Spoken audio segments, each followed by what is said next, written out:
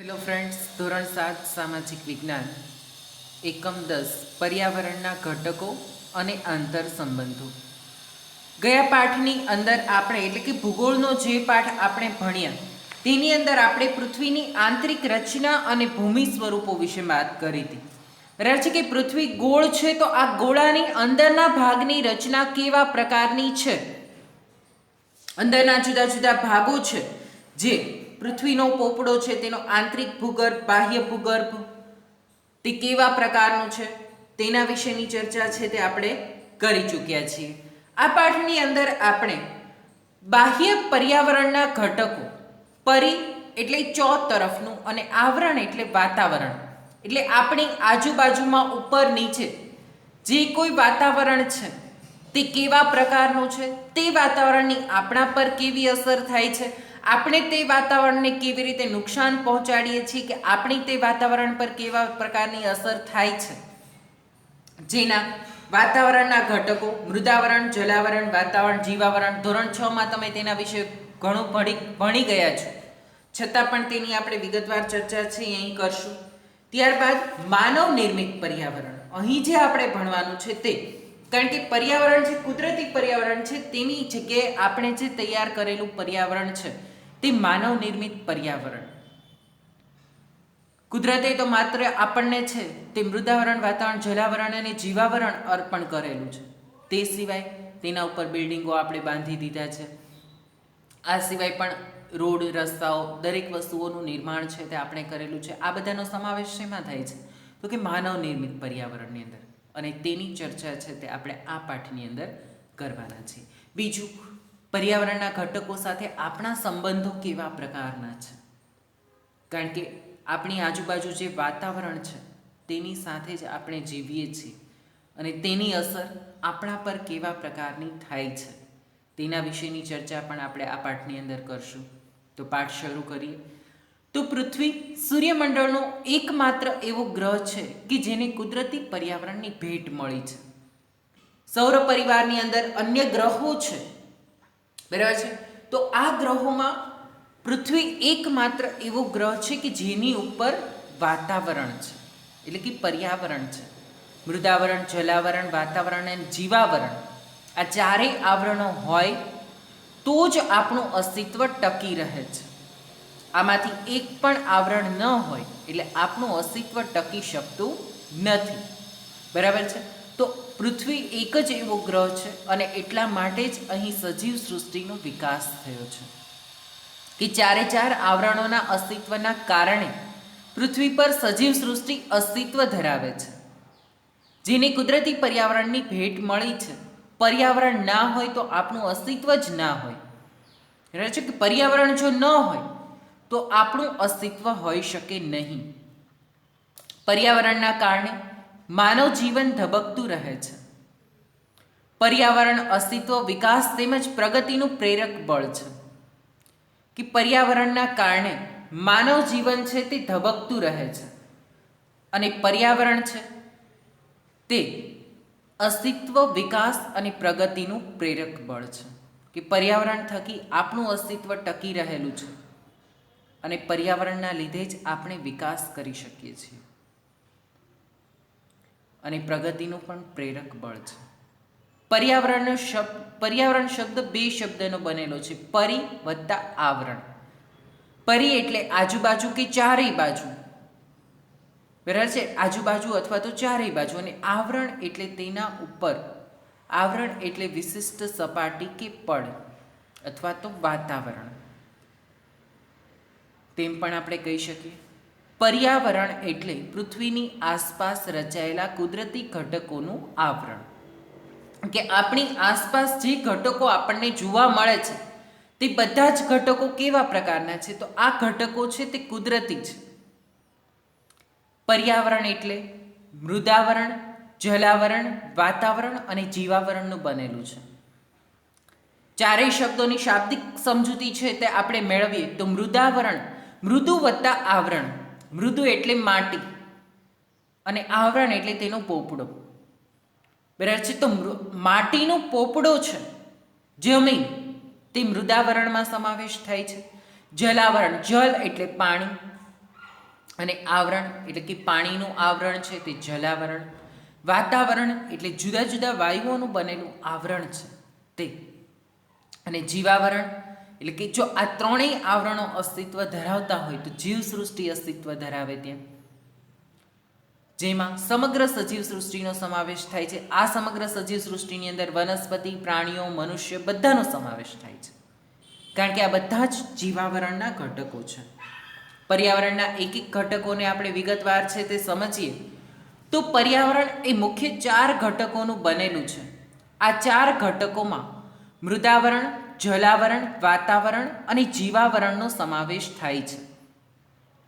કે પર્યાવરણ જે 4 ઘટકોનું બનેલું છે તે 4 ઘટકોમાં મૃદાવરણ, જલાવરણ, વાતાવરણ અને જીવાવરણ આ 4 ઘટકોનો સમાવેશ છે તે કરવામાં આવે છે. આ 4 આવરણો વિશે ધોરણ 6માં તમે અભ્યાસ કર્યો હશે. 4 આવરણો છે તે ધોરણ 6 ની અંદર પણ 10મા પાઠમાં જ છે અને તે તમે ભણી ગયા છો, છતાં પણ તેનું એક નાનકડું રિવિઝન છે એ કરી લઈએ. તો મૃદાવરણ, પૃથ્વી ઉપરના ઘન પોપડાને મૃદાવરણ કહે છે. એટલે કે જે આ પૃથ્વીનો પોપડો છે તે, આ પોપડો ખડક, ખનિજો અને માટીનો બનેલો છે. મૃદાવરણ એટલે માટીનો જે પોપડો છે, બરાબર છે, તે ખનિજોનો હોય છે, ખડકો એટલે કે પથ્થરો અને માટીનો બનેલો છે. મૃદાવરણની બહુવિધ ઉપયોગિતા છે. તે સજીવ સૃષ્ટિ માટે, રહેઠાણની ખેતી માટે, જમીન તથા ઉદ્યોગો માટેનો કાચો માલ પૂરો પાડે છે. મૃદાવરણ તો આપણને અનેક રીતે ઉપયોગી છે, કારણ કે આપણું આવાસ છે તે મૃદાવરણ છે. સજીવ સૃષ્ટિ માટે રહેઠાણ આપણે બધા જ ક્યાં રહીએ છીએ તો કે પૃથ્વી પર, બરાબર છે, અને એ મૃદાવરણ છે. ખેતી માટેની જમીન છે તે મૃદાવરણ છે. ઉદ્યોગો માટેનો કાચો માલ, જમીન ખોદીને આપણે તેમાંથી જુદા જુદા પ્રકારની ખનિજો મેળવીએ છીએ, જેમાં લોખંડ, સોનું, તાંબુ, ચાંદી, પિત્તળ આ બધી જ ધાતુઓ છે તે મેળવવામાં આવતી હોય છે. અને આ દરેક ધાતુઓ છે એ આપણને ક્યાંથી પ્રાપ્ત થાય છે તો કે જમીનમાંથી. એટલે આ ઉદ્યોગો માટેનો કાચો માલ પણ આ જમીન પૂરો પાડે છે. બીજું, ઉદ્યોગો આપણે જે સ્થાપ્યા છે એ પણ શેના ઉપર છે તો કે જમીન ઉપર સ્થાપેલા છે. એટલે મૃદાવરણ આપણને અનેક રીતે ઉપયોગી છે. 29% ભાગમાં મૃદાવરણ છે, 71% ભાગમાં જલાવરણ છે. તે પણ તમે 6ઠ્ઠા ધોરણની અંદર ભણી ગયા છો. બીજું આવરણ છે જલાવરણ. પૃથ્વી સપાટીનો નીચાણવાળો ભાગ જે પાણીથી ઘેરાયેલો છે, જે જલાવરણ તરીકે ઓળખાય છે. બરાબર છે. પૃથ્વી સપાટીનો નીચાણવાળો ભાગ જેની અંદર પાણી છે, તે પછી સરોવરો હોય, નદીઓ હોય, સાગર હોય, મહાસાગર હોય, સમુદ્ર હોય, બરાબર છે, આ બધા જ જલાવરણનો જ એક ભાગ છે. પાણીના વિભિન્ન સ્ત્રોત જેવા કે મહાસાગરો, સાગરો, સરોવરો, નદીઓ વગેરેથી બનેલ છે. પાણી સજીવ સૃષ્ટિ માટે અનિવાર્ય છે, તેમજ મહાસાગરો પણ સંસાધનોના ભંડાર છે. બરાબર છે કે પાણી છે તે સજીવ સૃષ્ટિ માટે, પહેલું તો સરોવર અને નદીઓમાંથી આપણે જે પાણી પ્રાપ્ત કરીએ છીએ, કારણ કે પાણી વગર આપણું જીવન શક્ય નથી. એટલે પાણી છે તે પણ આપણા માટે એટલું જ અનિવાર્ય છે. બીજું, સાગર અને મહાસાગર છે તે પણ સંસાધનોના ભંડાર છે. તેમાંથી પણ અનેક પ્રકારના મોતી, દરિયા કિનારાથી હીરાની ખાણો ને બધું છે એ આપણને પ્રાપ્ત થાય છે.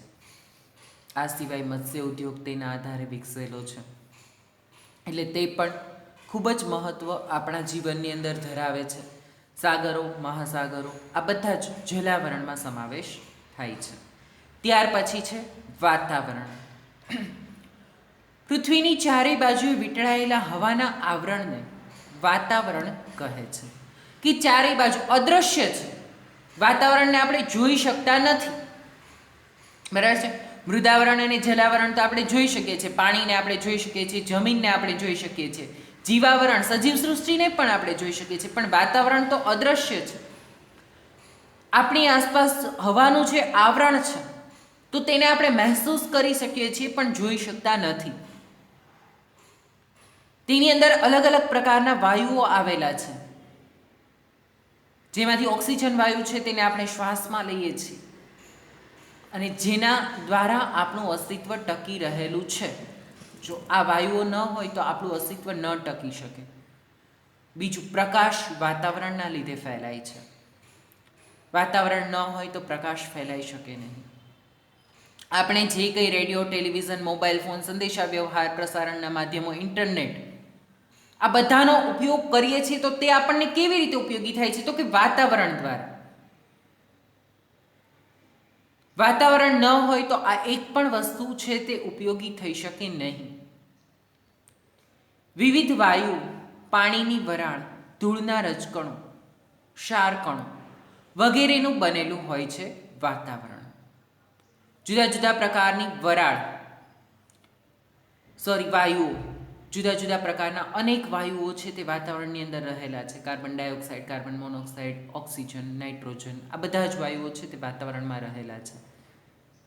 પાણીની વરાળ, કારણ કે ગરમી દ્વારા છે તે જલાવરણ ઉપર સૂર્યનો પ્રકાશ પડે છે એટલે તેના પાણીની શું થાય છે? વરાળ બને છે. તે પણ વાતાવરણમાં છે. ધૂળના રજકણો પણ વાતાવરણમાં છે તે હોય છે. ક્ષારકણો છે તે પણ વાતાવરણમાં હોય છે. વાતાવરણ સૂર્યના પારજાંબલી કિરણોનું શોષણ કરી સજીવ સૃષ્ટિનું રક્ષણ કરે છે. જો વાતાવરણ ન હોય તો સૂર્યના પારજાંબલી કિરણો સીધા આપણા શરીર પર પડે તો સૂર્યની પ્રચંડ ગરમી છે તે આપણા અસ્તિત્વને જોખમાવે અને વનસ્પતિને પણ તે નુકસાનકારક છે અને સૂર્યની પ્રચંડ ગરમીથી આપણે બચી ન શકીએ અને એટલા માટે જ આપણા અસ્તિત્વને ટકાવી રાખવા માટે વાતાવરણ જરૂરી છે. વાતાવરણ દ્વારા આપણું અસ્તિત્વ ટકી શકે છે. એટલે સૂર્યના પારજાંબલી કિરણો છે તેને શોષી લે છે અને આપણને ઠંડક પ્રદાન કરે છે. વાતાવરણના માધ્યમથી આપણો અવાજ સાંભળી શકીએ છીએ. વાતાવરણ ન હોય તો આપણો અવાજ પણ આપણે સાંભળી શકીએ નહીં અને બીજાનો અવાજ પણ આપણે સાંભળી શકીએ નહીં. રેડિયો, ટેલિવિઝન અને મોબાઈલ ફોનના સંદેશા વ્યવહારના પ્રસારણ વાતાવરણને આભારી છે. કે આપણને જે કોઈ ઇન્ટરનેટ વાપરીએ છીએ, રેડિયો વાપરીએ છીએ, ટેલિફોન વાપરતા હોઈએ છીએ, મોબાઈલ ફોન વાપરીએ છીએ, ટીવી ઉપર આપણે જે કોઈ સિરિયલો, પિક્ચરો જોતા હોઈએ છીએ, આ બધું જ વાતાવરણના કારણે શક્ય બન્યું છે. જો વાતાવરણ અસ્તિત્વ ધરાવતું ન હોય તો આપણે તે દરેક વસ્તુઓનો ઉપયોગ કરી શકીએ નહીં. ત્યાર પછીનું આવરણ, ચોથું આવરણ છે જીવાવરણ. જો મિત્રો, 3 આવરણો છે, મૃદાવરણ, જલાવરણ અને વાતાવરણ. આ 3 આવરણો એક સાથે અસ્તિત્વ ધરાવે છે અને તેના લીધે જીવાવરણ શક્ય બન્યું છે. એટલે કે આપણું સજીવ સૃષ્ટિનું આવરણ આપણે જીવી શકીએ છીએ. શેના લીધે? જીવાવરણના કારણે. પૃથ્વી પરના મૃદાવરણ, જલાવરણ અને વાતાવરણ જે ભાગમાં સજીવ સૃષ્ટિ વ્યાપી છે તેને જીવાવરણ કહે છે. તેમાં વનસ્પતિ, પ્રાણીઓ, જીવજંતુઓ અને માનવોનો સમાવેશ થાય છે. જીવાવરણની અંદર સમગ્ર સજીવ સૃષ્ટિનો સમાવેશ થાય છે, જેમાં વનસ્પતિ, પ્રાણીઓ, જીવજંતુઓ, મનુષ્ય, આપણે બધા જ સજીવ સૃષ્ટિ ખોરાક અને બીજી જરૂરિયાતો જીવાવરણમાંથી પ્રાપ્ત કરે છે. પર્યાવરણના મુખ્ય 2 પ્રકાર છે, કુદરતી પર્યાવરણ અને માનવ નિર્મિત પર્યાવરણ, જેના વિશેની ચર્ચા આપણે નેક્સ્ટ લેક્ચરની અંદર કરીશું કે કુદરતી પર્યાવરણ અને માનવ નિર્મિત પર્યાવરણ. થોડુંક ઉપરછલ્લી માહિતી તેની આપણે મેળવીએ જેથી તમે પ્રિપેર રહો નેક્સ્ટ લેક્ચર માટે. તો કુદરતી પર્યાવરણમાં જૈવિક ઘટકો અને વનસ્પતિ સૃષ્ટિ, પ્રાણી સૃષ્ટિ અને માનવોનો સમાવેશ થાય છે, જે કુદરત દ્વારા જેનું સર્જન થયેલું છે તે. અજૈવિક ઘટકો જેમાં ભૂમિ, જળ, હવા વગેરેનો સમાવેશ થાય છે. બરાબર છે. જૈવિક અને અજૈવિક પણ બંને ઘટકો કુદરતી પર્યાવરણમાં કુદરત દ્વારા જે પર્યાવરણ તૈયાર થયેલું છે તે. જ્યારે માનવ સર્જિત પર્યાવરણમાં બુદ્ધિ, કૌશલ્ય અને જૈવિક અને અજૈવિક ઘટકો સાથેની આંતરક્રિયાથી માનવ નિર્મિત પર્યાવરણ નિર્માણ પામે છે. એટલે કે જેનું માનવીએ પોતાની બુદ્ધિ, કૌશલ્ય, આવડત, કલા, કૌશલ્ય દ્વારા પોતાની રીતે જે પર્યાવરણનું સર્જન કરેલું છે, કુદરતી પર્યાવરણની અંદર માણસે જે કંઈ ઉમેરો કર્યો છે તેનો સમાવેશ માનવ નિર્મિત પર્યાવરણની અંદર કરવામાં આવે છે. આ માનવ નિર્મિત પર્યાવરણ, પાણીનું વિતરણ, સમુદ્રના મોજા, ભરતી ઓટની પ્રક્રિયા, કારણ કે સમુદ્રમાં તમે જુઓ તો ભરતી ઓટની ક્રિયાઓ થતી હોય છે, બરાબર છે. અમાસ અને પૂનમની સાથે આ ક્રિયાઓ જોડાયેલી છે. તો આ ક્રિયાઓ કેવી રીતે થાય છે તેના વિશેની ચર્ચા છે તે નેક્સ્ટ લેક્ચરની અંદર કરશું. આજના લેક્ચરની અંદર આપણે જે 4 આવરણો ભણ્યા, મૃદાવરણ, જલાવરણ, વાતાવરણ અને જીવાવરણ, તેની એક આકૃતિ દ્વારા છે તે સમજૂતી મેળવી. તો અહીં આકૃતિની અંદર મિત્રો તમે જુઓ તો 4 આવરણો દર્શાવેલા છે, બરાબર છે. હવે ત્યાં તમે જુઓ મૃદાવરણ લખ્યું છે, ત્યાં શું દેખાય છે તમને? માટી, બરાબર છે. પણ જમીનનું જે આવરણ છે કે જેના ઉપર આપણે મકાનો બનાવેલા છે, રસ્તાઓ છે, રસ્તાઓ છે, મકાનો બનાવેલા છે, ખેતીની પ્રવૃત્તિ કરીએ છીએ, પર્વતો, આ બધાનો સમાવેશ મૃદાવરણની અંદર થાય છે. બીજું આવરણ આપણે જોયું જલાવરણ. પાણીનું જે આવરણ છે, અહીં ચિત્રની અંદર પણ તમે જોઈ શકો છો કે પાણીનું આવરણ છે તેને જલાવરણ તરીકે ઓળખવામાં આવે છે.